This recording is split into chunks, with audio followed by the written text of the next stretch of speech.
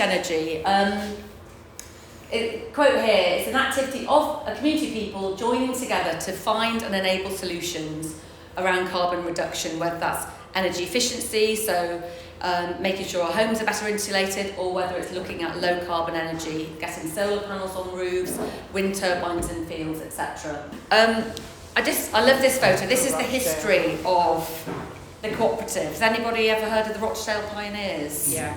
Yeah, so basically the cooperative movement began in Rochdale. This is only half of the group, taken years later. So in 1844, a group of 28 people in Rochdale who were impoverished because most of them were weavers. You'd had the Industrial Revolution, the mechanisation of their trade, and they couldn't afford to, live decently anymore. So they got together and they set up a cooperative, and it's the first ever cooperative, actually, a recognised cooperative in the world, and it happened, just up the road from Oldham, which I think is pretty cool. So this is the first ever cooperative. And then this is the first ever renewable energy cooperative. So this is Bay Wind, and it was a wind turbine that was installed in 1997 in Cumbria. And it was actually a Danish guy that came over. They've got lots of cooperatives in Denmark.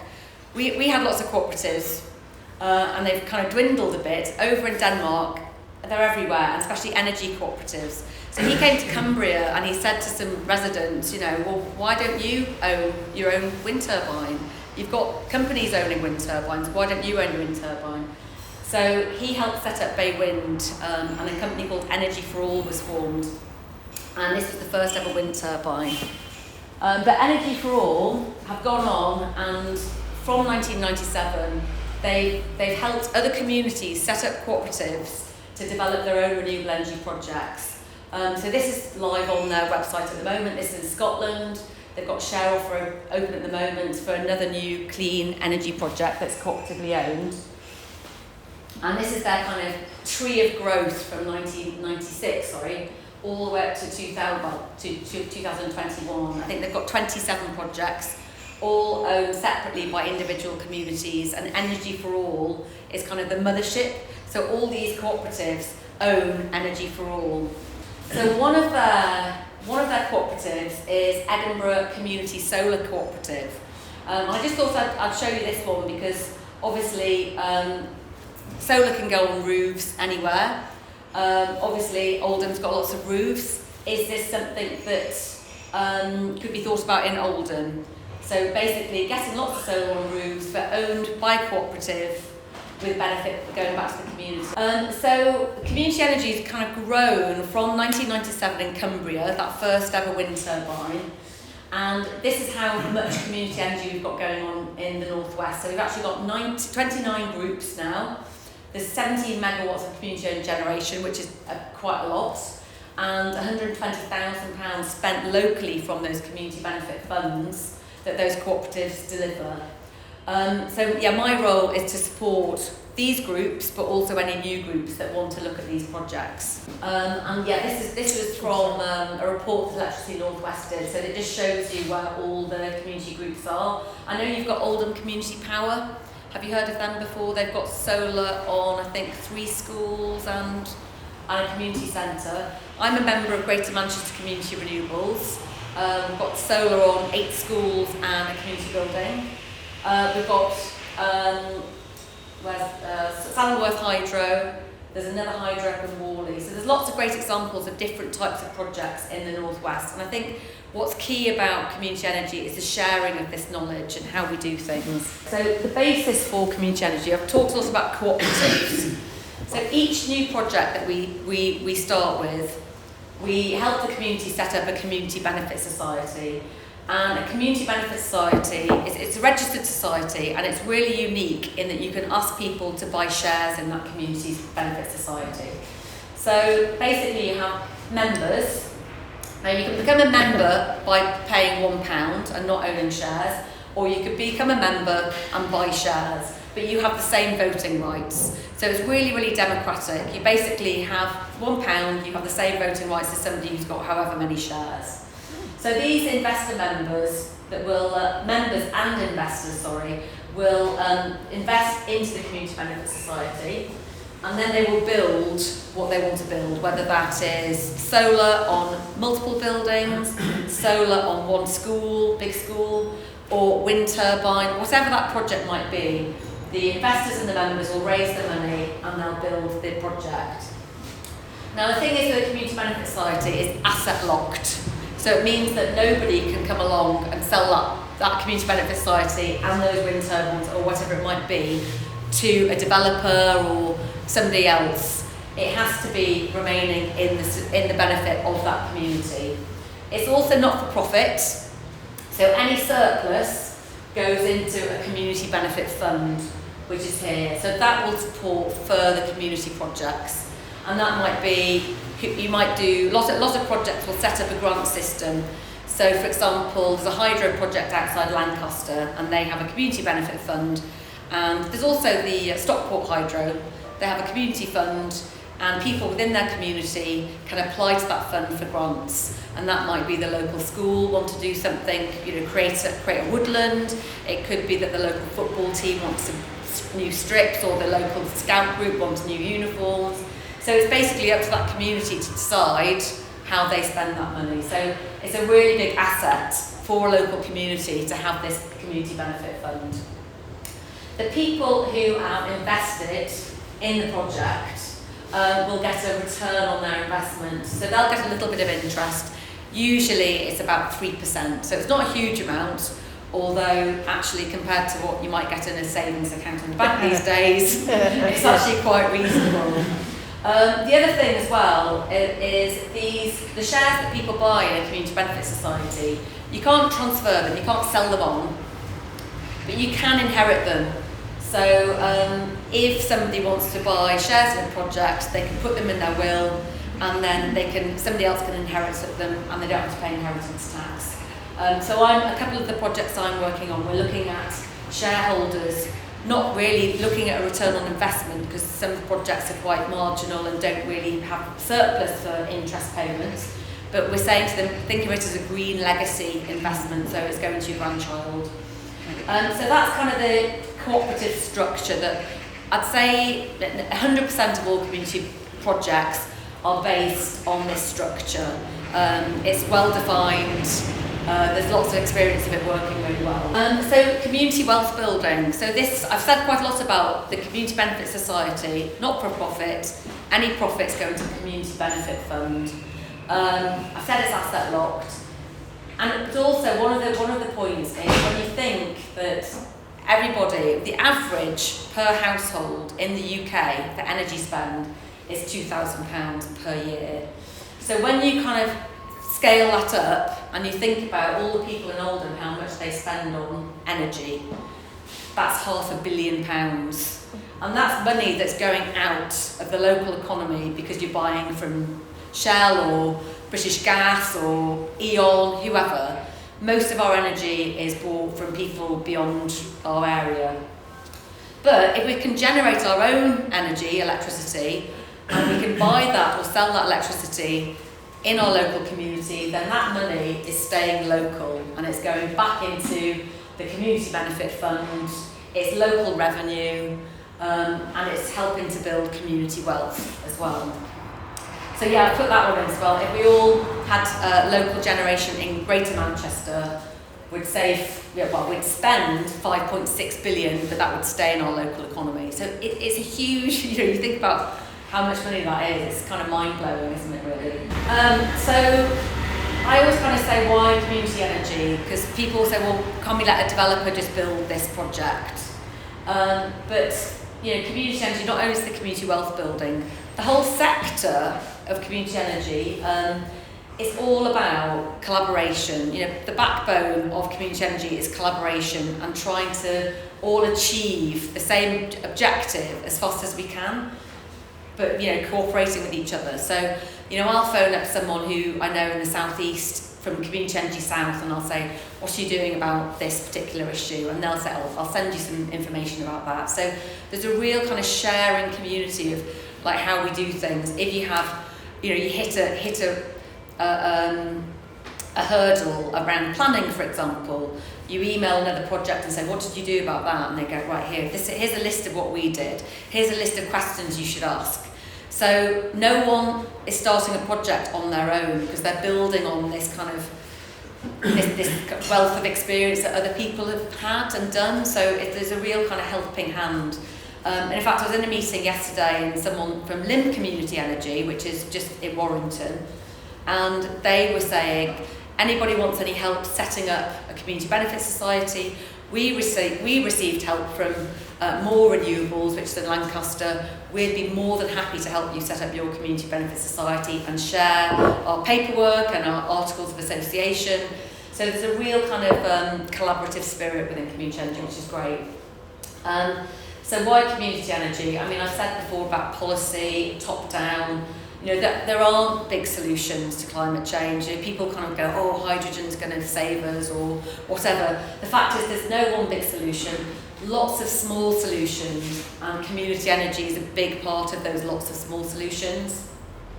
So we've also got this really good organisation, Community Energy England, and they're like our sector group. They've got a great website with loads of information on, loads of great case studies and stories about how people have achieved projects and what they do to deliver those projects. So kind of, I think originally when Community Energy started the Bay Wind project, lots of people were trying to do things in silos and reinventing the wheel. And I think Community Energy England have done a great job at making sure that people feel they can just share stuff and they're not alone, because otherwise we won't get anywhere.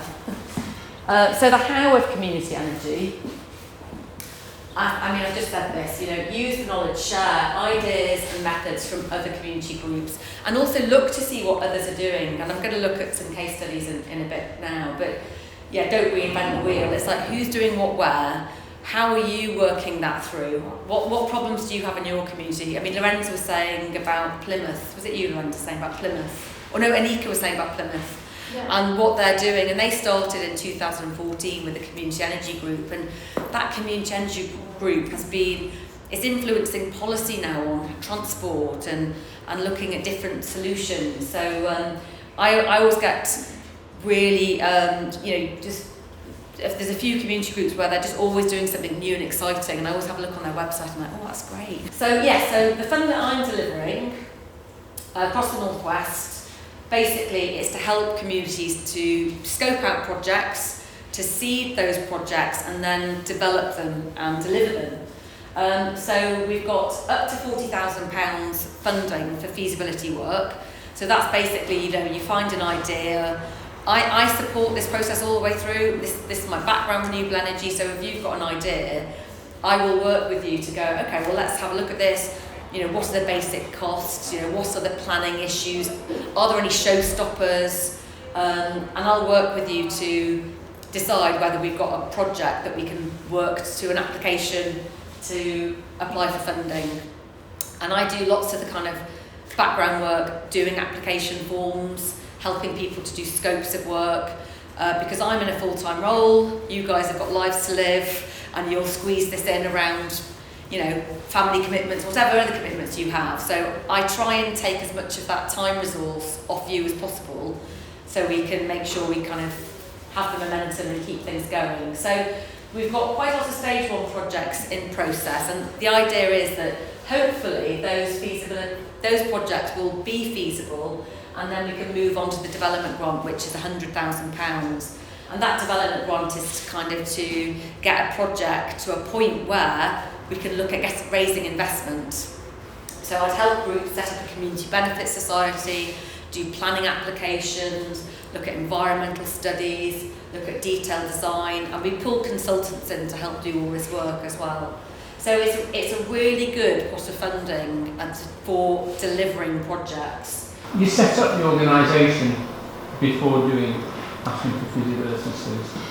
Ideally, at this point, we wouldn't set up a new organisation. It's the people who can apply for this money are either they have to be a charity or a co-op or a parish council. Usually, if we have a project idea, we'll find somebody that will host this kind of funding. And then if the project is viable, then that's at that point we will work with the group to set up a new community benefit society, which costs about £18. But that, and then once you've set up the community benefit society, you're kind of on a roll to get the project going then. Do they tend to employ anybody? Do you already have the community benefit society? They can do. So This sounds like quite a lot of work. yes, yeah. Well, so for example, one of the projects we've got, which I've got in a case study later, it's the solar project in Accrington. And originally it was an environmental charity that applied for this feasibility fund. And we determined after the piece of work was done by a consultant, and the consultant also had project management in there as well. And we paid the guy from the environmental charity some project management as well, so he was covering his own time. And once it became feasible, we worked with that environmental charity to set up a new community benefit society. But the consultant who'd done this bit of work actually did that bit of work as well. So I'm always really conscious of making sure we've got enough time, resource and paid volunteer time within a project, because if you're paying someone for their time, then they're actually going to carve out time in their week or their day to make sure something happens. I've done lots of volunteering, and the trouble is, if you've got other commitments, your volunteering drops down, whereas if you're paid for your time, then actually you carve out time to do that and commit to it. Can I add something in here? Yeah. My experience with this. I was involved in a community energy group called Moss Community Energy in Salford, and that was a group sort of similar to this in a way.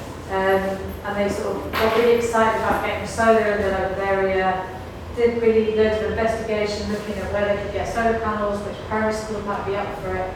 But then they realised that taking on the responsibility of, people would have to invest in it, and then they would be responsible for those investments. And being a director, they felt that was a bit too much for them. But there was another organisation called Greater Manchester Community Renewables in Manchester, who were already set up as a community benefit society and were doing solar installations anyway. So we partnered with them. They took on so we set it up in terms of made a relationship with the school.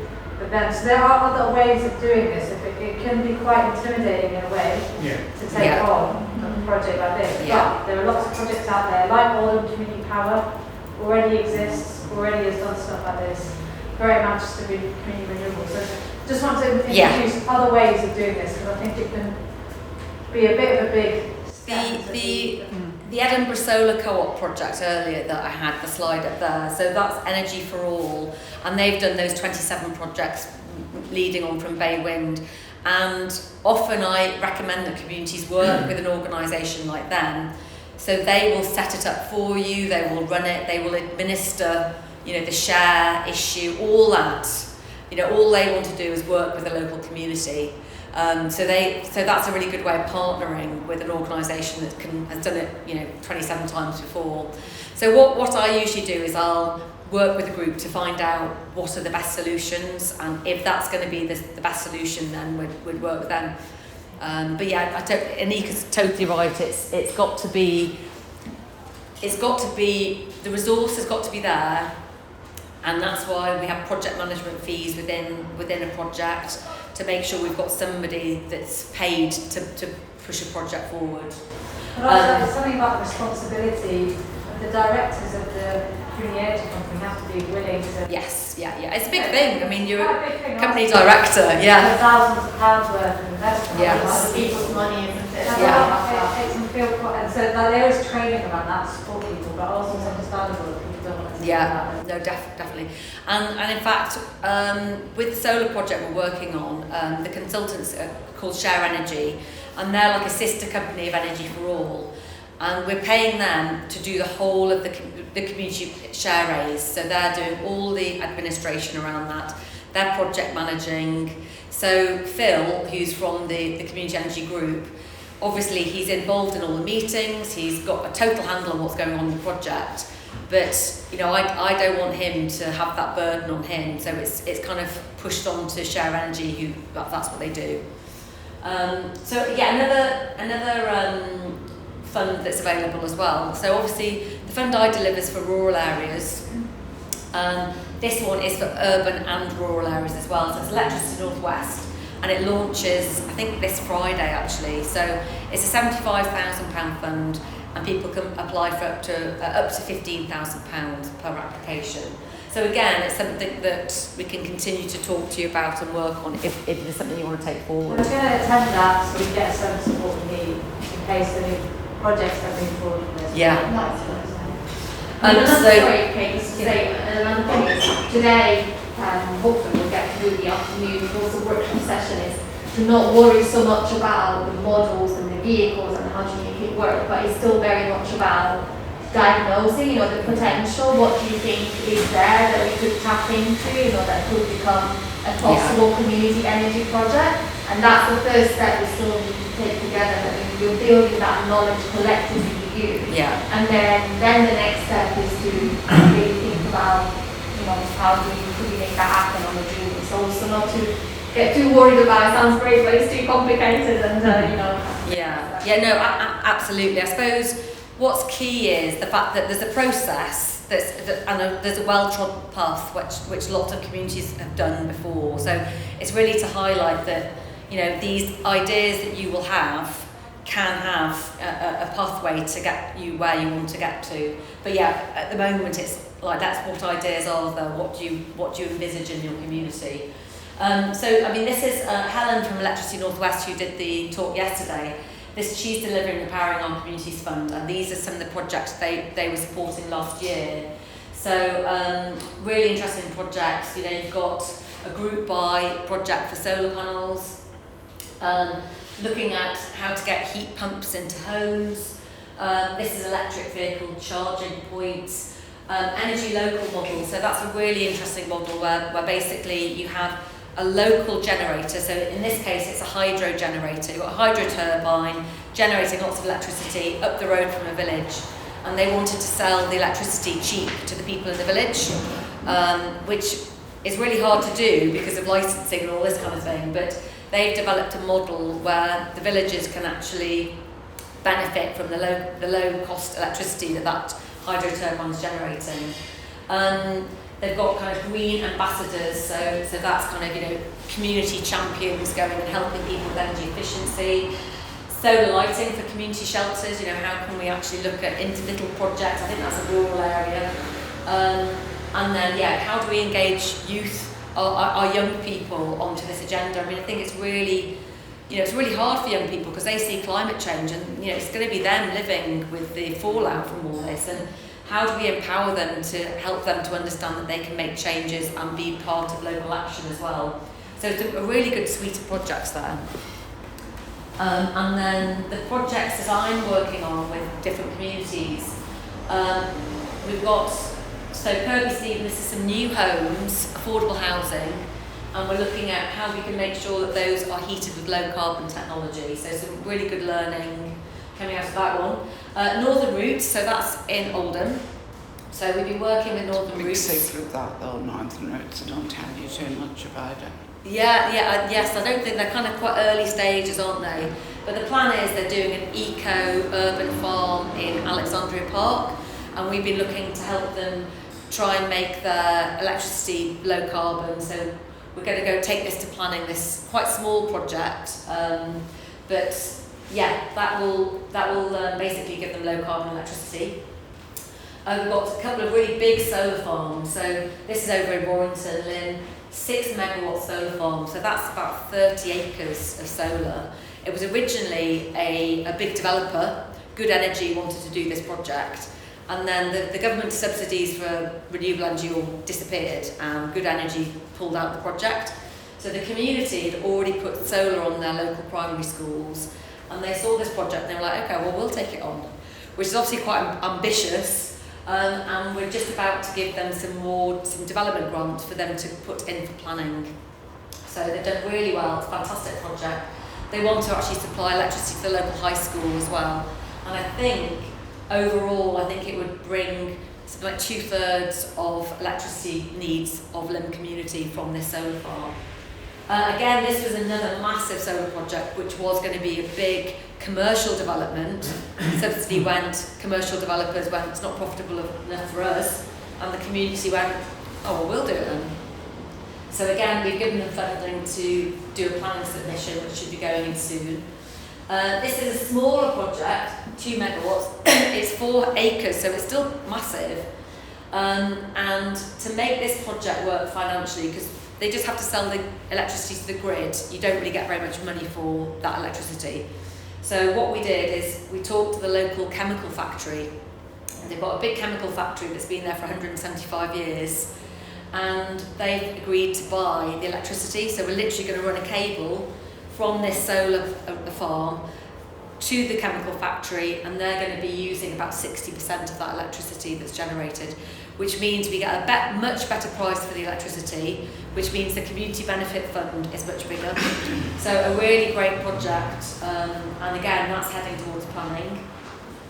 This is, yeah. Sorry, can I ask, on that solar meadow farm then, what was the process to start the conversation with the chemical factory? Is that something that we might be looking at in Yes. terms of who owns the roofs in your community, for example, if it was a solar project? But then how do you knock on the door of, it is not a council building. Yeah. It's a council building, you know how you can go and speak to. But if not, how would you do that? So that would be really interesting. Yeah, that's a really good, yeah. So really good point. So basically we kind of mapped out how much solar we could get on there. We looked at how much it was going to cost. And we decided that it wasn't going to work financially unless we could find someone to sell the electricity to. So we had a look on a map and we were like, okay, who will be a big energy user? And we could see the chemical factory there. And because they've been there for 175 years, they've employed local people for all that time. So they've got roots in the community. So it was quite easy for Phil, who was leading the project from Accrington, to say, right, okay, well, I know Bob's son works there, so let's have a chat with Bob's son. And then Bob's son got the right contact, and then they literally had a conversation and said, right, this is what we want to do. We're a community benefit society. The profits will go back to the community. And the chemical factory, they're not locally owned now, they're an international company. So it had to go, to the national level. It had to kind of go all the way back and then all the way back down again. So it did take a while, but they said, yeah, we really want to support this project because they could see the benefit for the community. And for them, it was great to be able to work with the local community, great for their kind of corporate social responsibility. They're also buying low carbon electricity, which is really valuable for them because they've got their targets. So I think businesses, if it was a commercial outfit knocking on the door saying, we want to put solar on your roof and we're going to sell you that solar electricity, companies might be a bit, not really that interested, or we might do it ourselves. But because it's the community doing it and the benefits go back to the community, a lot of companies kind of go, well, actually, we get a discount on our electricity, and actually we're supporting our local community by just having solar on our roofs. So I think communities are really pushing on a bit of an open door. So, have a think about big businesses in your area with big roof spaces. Because I think that's what we're trying to do, really, is try and engage those local businesses. Kate, when you say your area, what does that look like in terms of distance? So I'm thinking, does it have to be really close, or can it actually be quite far? Well, so the Oldham project, Northern Roots project, you've got Park Cakes, which makes Colin the Caterpillar from Marks and Spencer's favourite ever cake. But so they are about a kilometre down the road, maybe a mile down the road, and they've got a massive energy spend. So we went to speak to them and said, can we sell you the electricity? And they were like, yeah, definitely, that would be great. But the dig from Alexandria Park to Park Cakes was really kind of through roads, across road, so it was going to be really expensive. And because the project's quite small, the cost of the cable to Park Cakes was going to be too much, in the grand scheme of things. Whereas that's a bit bigger, that's 2 megawatts. The Oldham project, we were only looking at 1 megawatt, so half the size of that. But the dig was going to be like £1 million. So that project there will cost about 1.5 million to build. On the Park Cakes one, the cable run was going to be £1 million. So we were suddenly like, oh, it's not worth it. But a shame, though, yeah. Can I add? So I did some work last year with a group in Birmingham. It's a group of like big public sector organisations, so like the NHS, housing associations, the council, and it was part of this separate project that is around energy. And we asked them, you know, would you be more likely to install your own solar so that you were generating your own renewable energy? Would you be keen for a community group to do that, or would you have a commercial group do that? Because obviously, like the NHS, massive roof space, housing associations, a lot of land. And they said of the three, they would be far more likely to have a community organisation do that for them, because then it's kind of working alongside people in the local community. So it's not just like big private sector organisations. If there's a lot of housing association land or property in Shoulder, there's a potential around that, and also like it's public sector, so they'll definitely have a responsibility to be thinking about how they can work with community groups. Yeah. So it's just an interesting point, because like putting that to massive organisations in Birmingham who have a lot of land and property, they were really keen on the idea. So I imagine in Oldham they would be as well. Yeah. I mean, Oldham That's Council. good, that, because we're first choice homes. Oldham Yeah. Council has very little to do with where we live, and they would be our biggest landlord. Yeah. Really. And we don't have really, I'm just sitting here going through what we've got, and we haven't got any big buildings or anything. Is there not a limited life on solar panels, or do you have to? At the moment, about 35 years. Yeah. What happens? Well, usually what you do is you make sure that within the Community Benefit Society, there's enough money to make good the land. Yeah. So you'd have like a decommissioning pot to make sure everything, 35 years. I mean, they degrade very slowly over that 35 years, so they don't generate as much electricity on day 35, you know, as on day one, but it's really marginal. And even after 35 years, they'll still generate a lot of electricity. But probably in 35 years, there'll be newer panels that are much more efficient. And the cost of them probably the costs come down. To install it now? I mean, how much it costs to install it now and how much it cost to install 10 years ago? Not even more than half, you know, so every time the technology is getting so much better, Yeah. and there's so much more of it that, you know, I mean, 10 years ago when we looked at it as a family on a roof, you know, we just couldn't afford it whatsoever. Yeah. You know, it was like 20 plus £20,000 or something. And now a household, you know, can get, let's say, £5,000, which is still a lot of money, which is why community, you know, benefit is really good. But in terms of the cost of it, it just keeps on going down and down. So in 35 years, you know, you would imagine it would be quite easy. Yeah. But the decommissioning was on land, like a solar farm. But if it was on roofs, you were just about replacing panels, wouldn't you? Yes. Yeah. You just replace them. Yeah. So you wouldn't lose, you wouldn't get rid of it. You just make it good. You know? Yeah. Assuming we created a suitable source of electricity, whether it's solar panels or a wind turbine, was established and worked out how to do that. What do we do with the electricity then?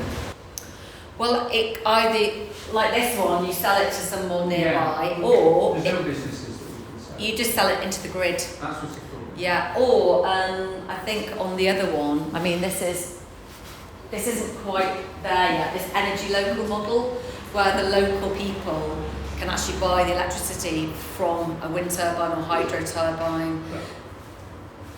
How do you sort of connect that up? Well, yeah, it would be through the grid. That's what I meant. Yeah, so you connect it to the grid, and then it's how you sell it on from our there. point of view, we've got 25 acres of moorland in one of the windiest places in the country. I'll come on to that. I know. It's you're in a great spot for wind. But this is so yeah. Low carbon communities is kind of what do we need to think about really? And it's, you know, generating our own electricity, low carbon heat. So you'll probably be on gas. It's what's going to happen about gas, and we're thinking about heat and heat networks, and then housing. Like how do we actually make our houses more energy efficient? Insulation, draft proofing, all that kind of stuff. And then travel and transport, I think that's really important because, you know, we've got to get cars off. Not only have we got to transfer to electric vehicles, but we've got to get a lot of cars off the road, really.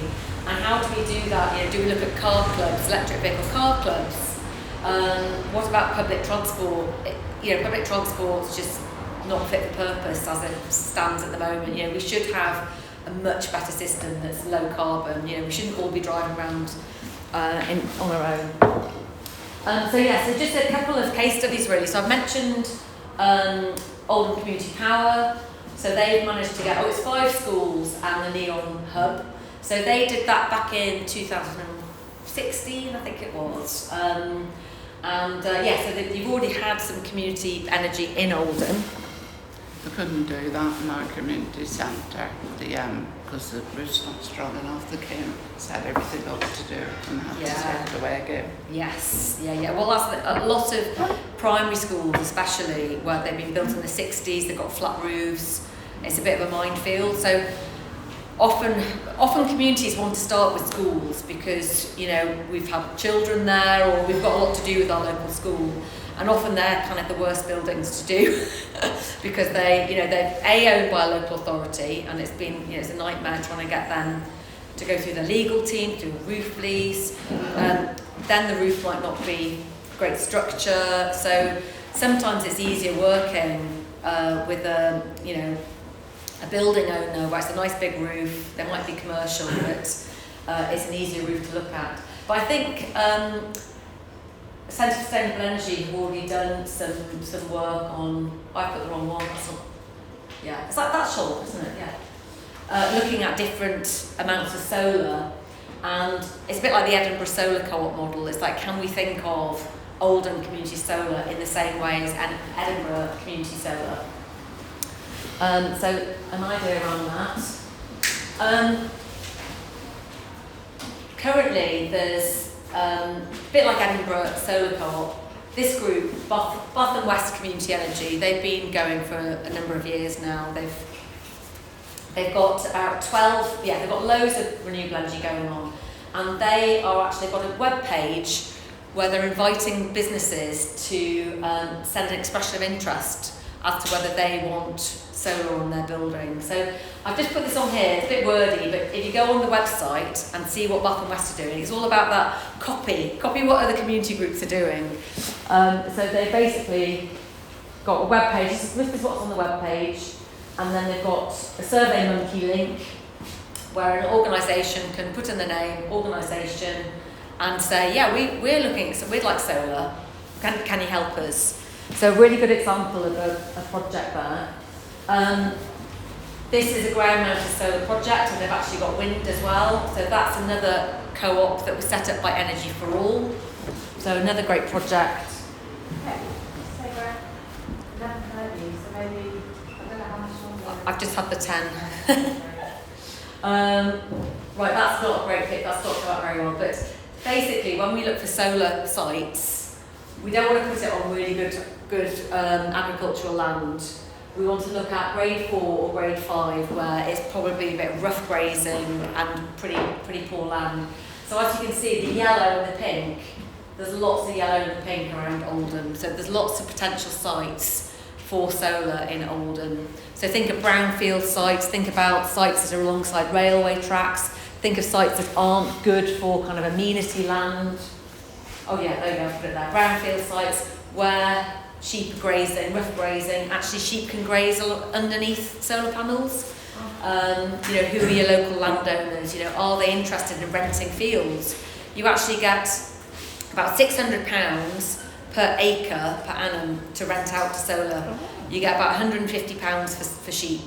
So if you can do sheep and solar, landowners are interested when you say to them £600. Wind, as you said already, purple is where the really great wind speeds are, and I think that's the hospital. I've put the hospital there. So obviously you've got moorland with fantastic wind speeds.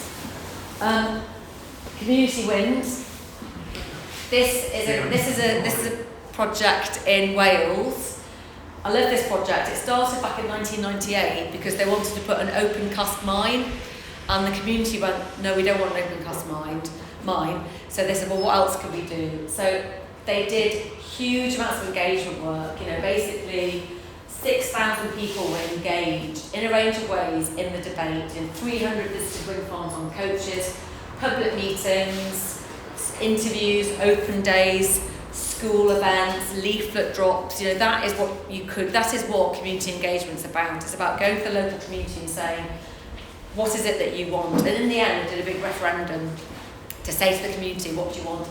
And it took a long time, but they ended up with 2 wind turbines, which are community owned. So there you go, there's the 2 wind turbines. It took about 20 years to go through that whole process. But there's 2 wind turbines there owned by the community. So community ownership, I mean, this was obviously Denshall Moor back in 2005, 2007, big public opposition, you probably remember it. You know, you had people like David Bellamy coming out, but the first time it was United Utilities were going to own it, the second time it was E.ON. What about if the community owned it? You know, I think we're in different times now. With climate emergency, people are more accepting of the technology. You know, can we use the Rural Community Energy Fund grant to do community consultation around a project like this? It's up to you. It's kind of, this is... right, oh yeah, so this is going on from, so if that's energy generation, thinking about housing, there's, I mean, Urbed and Carbon Co-op in Greater Manchester are doing lots on retrofit. I'll skip through these because we kind of need to... and then low carbon heat networks, so we're doing a couple of projects on this. So basically, can we use boreholes to gather heat from the ground and use that to heat our community? So we've got about 3 projects that we're looking at the moment to do this type of heating. Here's a great example of a project in London. And not only are they looking at renewable energy generation, so putting lots of solar panels on buildings, they also have a massive focus on fuel poverty alleviation as well. So using their community benefit fund to try and work with people in fuel poverty, lots of social inclusion, and they have lots of kind of education and opportunities around skills-based learning as well. So a great example in London. So just to show it can happen anywhere. Travel and transport. We've mentioned about electric vehicles, but we don't want to all just have electric vehicles because that's not sustainable. But there's some great things going on with lightweight community transport. I love that. What about electric vehicle car clubs? I think that's going to be really key, and helping social inclusion with car clubs as well. People who don't have a car but can get a lift, and that's what these guys are doing here. They've got electric vehicles and they've got electric bikes. And you can hire the electric vehicle, but what I think is really good is they have a volunteer driver assist programme. So people can volunteer their time, and then people who can't drive or who might be vulnerable or socially excluded, they can actually get a lift and be taken to hospital appointments or shopping or whatever. So that's a really good example of a project in Gateshead. So just rounding up now, next steps. You've got the local knowledge, you know who your local landowners are, you know what the local motivation might be. It's all about thinking about local revenue that you want to bring into the community wealth building, and also once a project starts, it has such a ripple effect on everything. I see that all the time. One project then sees another project, and you get a real kind of ripple and momentum. So, how do we communicate and engage with people? I think it's getting community consensus. I do loads of talks to parish councils, it's talking to MPs, talking to councillors, working with community leaders, any community champions out there, and also youth champions. Lots of people in schools, lots of kids will have set up eco clubs. How do we get them into this conversation as well? And I think it's worth noting, it's great to all be here today, but the amount of Zoom meetings I've done over the last year, but actually that's quite good because it means you get lots of people just for an hour that can give an hour of their time, whereas on a cold winter's night, people are like, I don't really want to have to go to a public meeting. So using Zoom, I think it's much more socially inclusive, and it means that we can actually get more people in a room to share ideas and engage and kind of increase that momentum.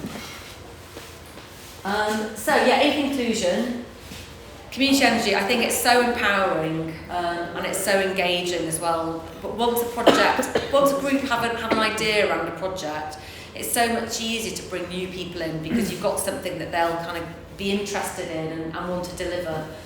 You know, it's about having local assets, democratisation of energy. Do we want to be beholden to the big six? You know, prices are about to go up in October. I mean, we've got no control over that at all. If we've got our own assets generating locally, we've got much more resilience in our communities. There's also the Community Benefit Fund, which obviously is great for that community wealth building. You know, I've already said there's community energy sectors, lots of people volunteering, but also coming together, sharing ideas. They've got a common objective. And there's loads of additional value around social impact, fuel poverty alleviation, communities being those trusted messengers as well. And a lot of community energy groups who've been established, when COVID hit, they already had networks and they were quite resilient in their focus to shift towards helping people when we first had COVID. And I said it as well, we've got to have community action if we're going to meet our decarbonisation targets. So I think that's everything. I've not got my number on, but there's my email. And Helen, who is delivering the Powering Our Communities Fund. I work really closely with Helen. So between us, if you've got any ideas, if you want to apply for funding, we can really support that. So yes, thank you. Have you got any questions? Sorry, that's kind of quite long. What I'd like to ask is, if we were doing something like that, would we run out of electric? No. But it's a good point though. It's a really good point. No. But so just saying, like, if you've got your own renewable energy project, can you run out of your electricity? I mean, it's a really valid point because the sun's not always going to shine, and winter you're not going to get as much energy from your solar panels as the summer. But all these projects are connected to the grid. So the grid's like a massive battery. So you're still going to be able to draw electricity from the grid when you're not using the electricity that's on your roof or generating from a wind turbine. So, but there's lots of, the cost of battery storage is coming down. So there's lots of kind of battery storage going in alongside solar farms. So the big ones I was talking about, we're looking at battery storage, because it's better to store that electricity and then continue to sell it to your local community rather than just sell it to the grid for a pittance, basically. So, yeah, and there's lots of work around, we call them microgrids, so communities actually sharing energy between themselves. So, for example, say if you're in a block of flats and you've got solar on the top, what happens is, who gets to use that solar? Whereas, how do you divide that equally amongst all the residents? So there's quite a lot of work around creating these little mini grids that mean that everyone share in, you can distribute it equally. Any other? So how much electricity is generated from an average turbine? Depends what size, and it depends where you put it. Yeah, well, no, it's not. No, I mean a lot, because people often go, well, they don't turn all the time. They've got new ones now, haven't they? That are just like an ore. Oh yes, yeah. But yeah, I mean, people when wind turbines first started, probably about 20 years ago, there's a big thing. They're not very efficient. They only generate 30% of the time, and it's like, well, yeah, but coal-fired power stations are really inefficient. So that was just the energy lobby.